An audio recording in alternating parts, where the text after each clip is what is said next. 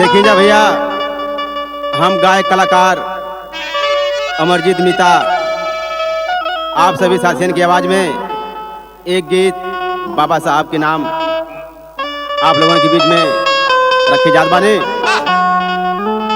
एक जना बहुत बाबा साहब के माने वाला एक जना के बतावत हमें और समझावत हमें अब कैसे के कौना भाव में।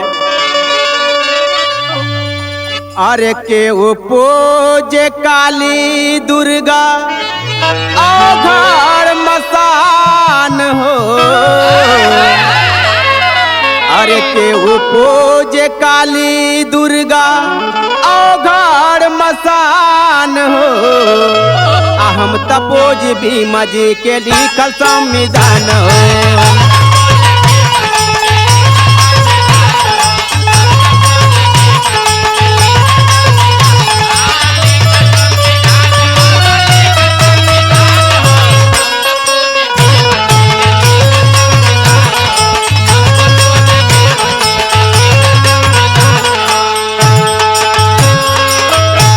केहू करे दान बंगला अरे दौलत खजान हो,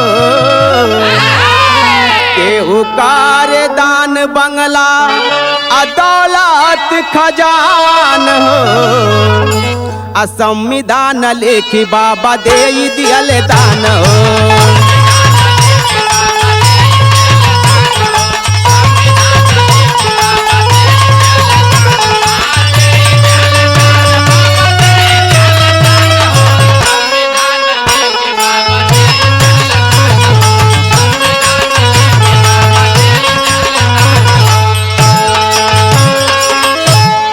कैला बुराई मनवा दी बेईमान हो, कैला बुराई मनवा दी बेईमान हो।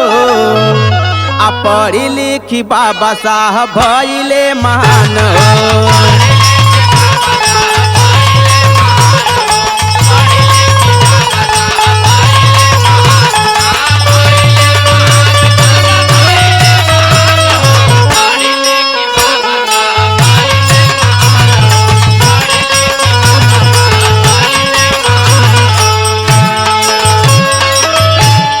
बोले जय भीम लो अरे बोला हो वीरानवा, बोले जय भीम लो अरे बोला हो वीरानवा। तबे ही कहाई जय भारत महानवा।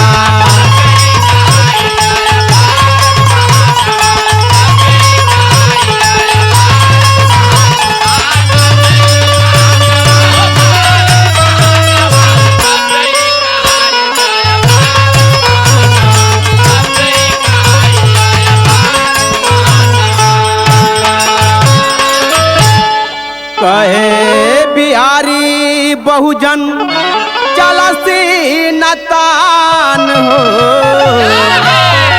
कहला बिहारी बहुजन अरे चलसी नतान हो।